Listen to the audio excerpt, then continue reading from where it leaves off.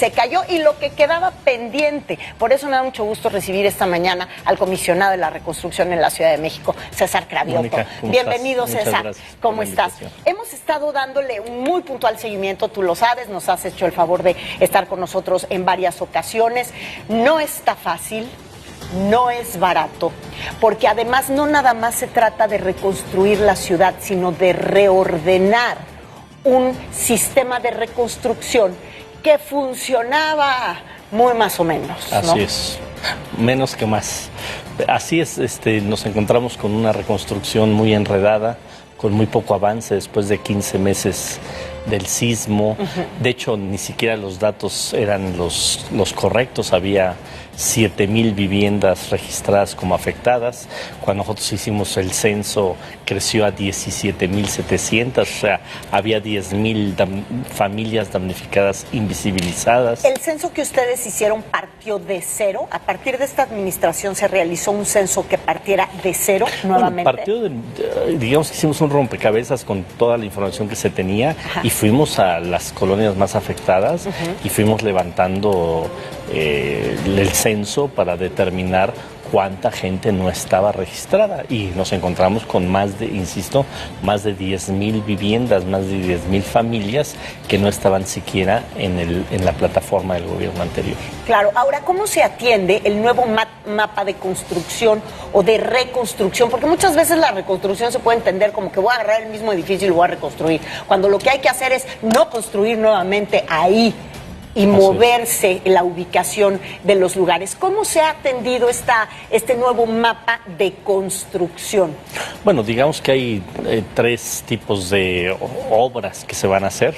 Una son, nosotros le llamamos rehabilitación, viviendas, ya sea edificios o vivienda unifamiliar, que fueron dañadas, pero que con arreglos estructurales queda otra vez la vivienda firme y queda otra vez la vivienda segura.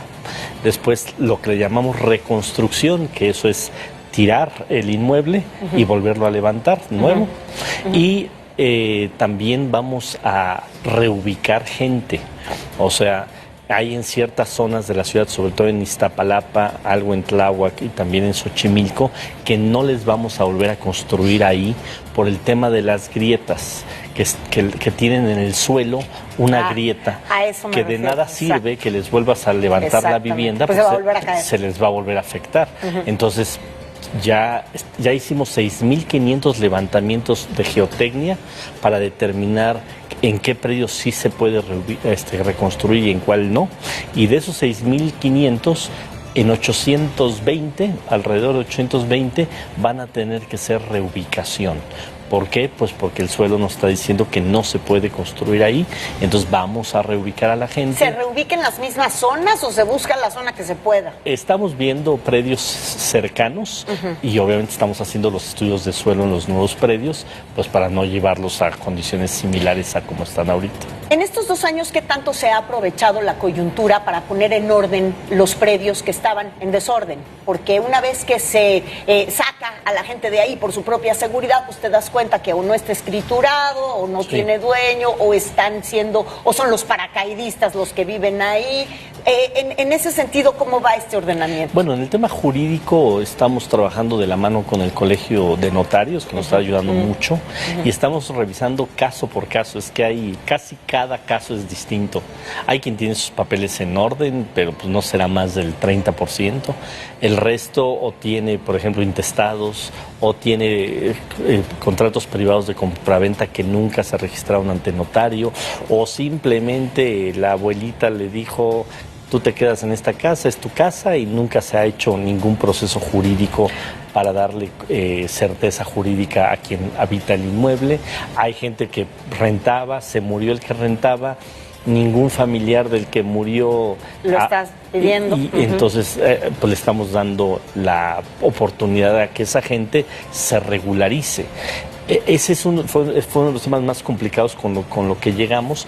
Buscamos, digamos, darle la vuelta para no necesitar una escritura para poder iniciar su obra, y eso lo logramos. Por eso podemos ya avanzar, o pudimos ya avanzar en la reconstrucción. ¿Tú crees, César, que esto, porque en México los mexicanos no tenemos una cultura del orden en términos de propiedades, sí, del orden de la propiedad? Así es. ¿Tú crees que este proyecto de reconstrucción está ayudando en esa cultura del reordenamiento propiamente sí, de la ciudad? ¿Lo has visto? Sí, por supuesto. Por ejemplo, en Iztapalapa, Tláhuac, Xochimilco, que hay en un mismo predio más de una familia, que construyó el papá, se casó el hijo, le hizo una vivienda ahí, se casó la hija, le hizo otra vivienda ahí.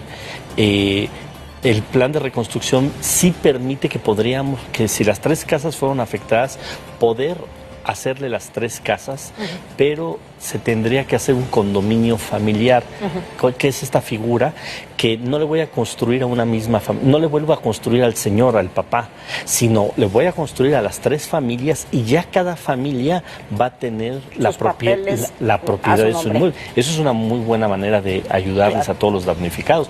Hoy, por ejemplo, todas las exenciones fiscales para los damnificados, todos los impuestos locales están exentos. Entonces, hiciste 3 contratos privados de compraventa. Si ese inmueble tiene 3 contratos privados de compraventa y ninguno de ellos se escrituró, hoy es cuando lo pueden hacer, porque no van a pagar impuestos locales. Detractores no ha tenido pocos este proyecto de reconstrucción. El diálogo, las mesas de diálogo, pues han sido muchas. Sin embargo, pues ahí siguen los reclamos de algunos grupos. ¿Cómo van con eso?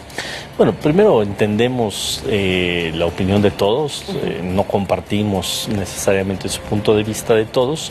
¿Por qué? Porque el tema de la reconstrucción, nosotros decimos, bueno, llevamos 9 meses en el gobierno de la ciudad y desde nuestro punto de vista hemos avanzado conforme al programa que nos planteamos. Pero los damnificados cuentan, obviamente, desde el 19 de septiembre del 2017. Para ellos ya van 2 años que están fuera de su vivienda. Entonces, bueno, insisto, tomamos nosotros la reconstrucción 15 meses después del sismo, con muy poco avance, y en estos 9 meses hemos avanzado. Yo te podría decir que la instrucción de la doctora Claudia Sheinbaum es que atendamos a todos, que a todos les resolvamos. No se pueden hacer 20,000 viviendas en 9 meses, pero tenemos un programa muy claro de trabajo. Hoy ya tenemos intervenidas 3,000 viviendas unifamiliares y más de 140 edificios. Hoy ya entregamos 430 viviendas unifamiliares, ya 40 edificios ya están terminados sus obras de rehabilitación o de reconstrucción.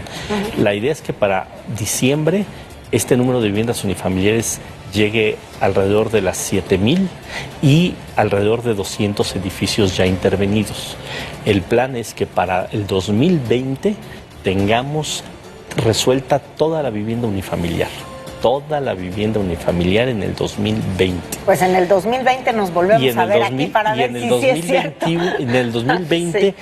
Los edificios que no iniciamos este año se inician en el 2020, y los últimos damnificados regresarían en el 4º aniversario del sismo. O sea, nosotros para el 4º aniversario del sismo ya todos los damnificados de la Ciudad de México ya tienen que haber regresado a su casa.